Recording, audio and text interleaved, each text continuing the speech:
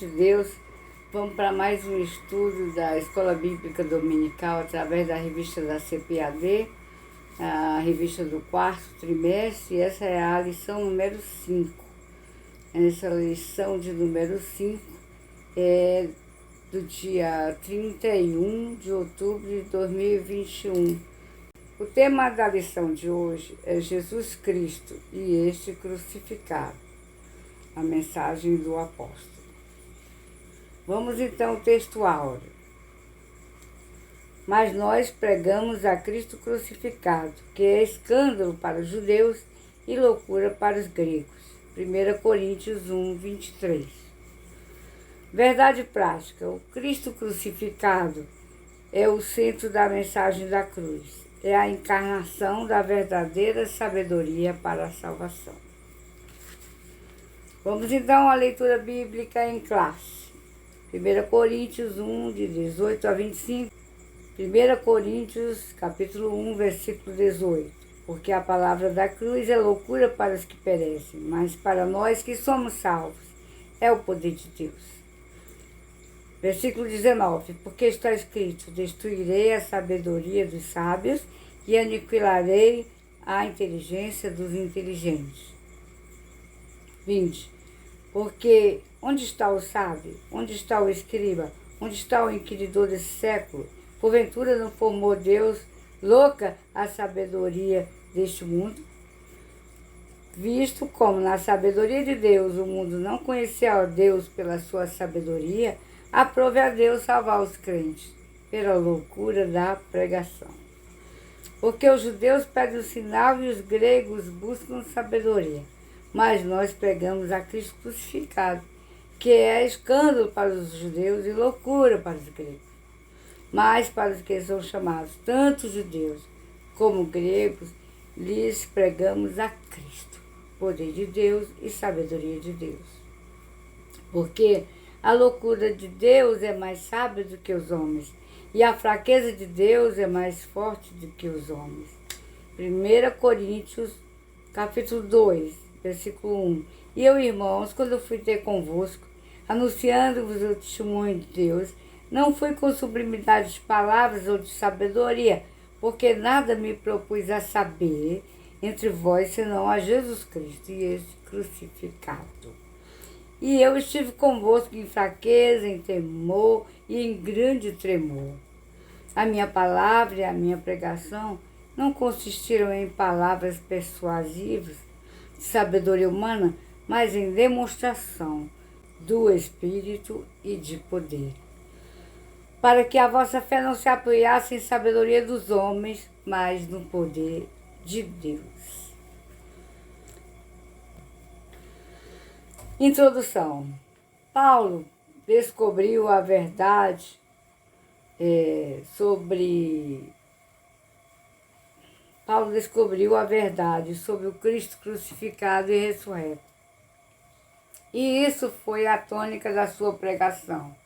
A pregação de Paulo foi sempre cristocêntrica, ou seja, Cristo no centro da pregação.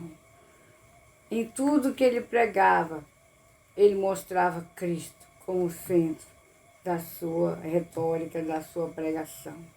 Ele sempre apontava para o Cristo, e esse crucificado e ressurreto. Para os judeus, isso era um escândalo. Por quê? Porque Cristo tinha sido pregado no madeiro. E para eles, pela lei, todo aquele que havia sido pregado no madeiro era maldito. Então, eles não acreditavam que um homem pregado no madeiro, que recebeu o castigo romano, ele fosse o Messias e o Salvador. E Paulo pregava que esse Cristo que morreu e ressuscitou era o Messias prometido. Para os gregos era loucura isso, porque como que um homem, eles acreditavam em muitos deuses, Então, como que um homem podia ser um dos deuses ou filho de um deus se ele recebera um castigo romano, um veredito romano, que o vitimizou como um rebelde, né? Como aquele que havia feito uma sedição em Israel, que queria derrubar o governo romano pela sua sedição. Para eles era completa loucura pregar esse Cristo como Deus, como um ressurreto. Para eles, ressurreição era loucura. Eles que vinham do pensamento grego, né, de Platão, de Aristóteles, de Sócrates, eles não podiam crer num negócio desse, que um homem judeu que foi acusado de sedição fosse um Deus. Mas Paulo mostrava para eles também a Cristo, e este crucificado e ressurreto. A centralidade da pregação de Paulo era essa: o Cristo crucificado, o Cristo ressurreto. Sem menosprezar os demais escritores do Novo Testamento, indiscutivelmente o apóstolo Paulo foi o maior teólogo cristão e doutrinador do cristianismo. Suas cartas, baseadas na fidelidade aos ensinos de Cristo, lançaram os fundamentos das doutrinas cristãs. Embora Paulo não tenha convivido fisicamente com Jesus, ele recebeu toda a revelação do próprio Jesus. Está lá em Gálatas 1:12. Para pregar o evangelho sem se opor aos ensinos dos outros apóstolos. Como deve ter sido difícil para Paulo ele receber essa revelação e se impor pregando o evangelho, primeiro diante de outros cristãos que já pregavam antes dele, apóstolos que tinham convivido com Jesus Cristo. Mas, com o tempo, com as pregações dele, que não eram só meras palavras, mas se constituíam em poder de Deus, todos foram vendo, e quando há poder, é inquestionável a pregação. Então, o apóstolo Paulo foi fazendo o seu trabalho e foi sendo reconhecido pelos irmãos cristãos, principalmente os mais antigos na fé, os apóstolos. Todos aceitaram o seu ministério e comungaram com ele. Por intermédio desse ministério, judeus e gregos orgulhosos de sua religiosidade e conhecimento descobriram que a manifestação da sabedoria de Deus ao mundo é o Cristo crucificado. Por isso, judeus e gentios são chamados por Deus para ver no Cristo crucificado o único meio de salvação e de verdadeira sabedoria. Segundo, a palavra da cruz é loucura de pregação, né? É a loucura da pregação. Em uma das cartas de Paulo lemos, porque a palavra da cruz é loucura. Está lá em 1 Coríntios 1:18. Havia uma mentalidade da época paulina em que a palavra da cruz era uma afronta aos religiosos e aos filósofos. Por exemplo, acreditar que uma execução romana podia ser um instrumento pelo qual a salvação dos pecadores fosse consumada era tolice para eles. Era loucura. Nesse sentido, a cruz de Cristo não produziu atração para eles, mas uma rejeição, pois era um instrumento de suplício e morte. Terceiro, para os judeus e gregos, a cruz era considerada loucura porque chocava a sabedoria humana. Enquanto os judeus queriam sinais físicos, milagres visíveis, Os gregos desejavam argumentos filosóficos, né, que mostrassem a lógica da mensagem. Assim, o conteúdo da mensagem de Paulo gerava escândalo para os judeus, pois a cruz não era um espetáculo suntuoso, além do principal, que na lei tinha que todo aquele que fosse pegado no madeiro era maldito. E ao mesmo tempo contrariava a retórica erudita dos filósofos gregos por causa de sua simplicidade. Está lá em 2 Coríntios 11:3. Entretanto, embora simples, a mensagem de Paulo era poderosa em Deus. Contra fatos não argumentos. Quando o poder de Deus caía sobre aquele povo, se convertia tanto judeus quanto gregos. A palavra da cruz preenche as necessidades da alma humana, enquanto a sabedoria humana nada faz. O Evangelho é poderoso para salvar o homem que crê. Logo, para os que perecem, a palavra da cruz é loucura. Mas para nós, os cristãos, é poder de Deus para salvar o ser humano. Segundo, expressões-chave da doutrina de Paulo. Paulo usou muitas expressões, como o Evangelho de Cristo, o Cristo crucificado, né? Cristo ressurreto, sempre cristocêntrica. A palavra do apóstolo Paulo. Sempre Cristo era o centro da sua pregação.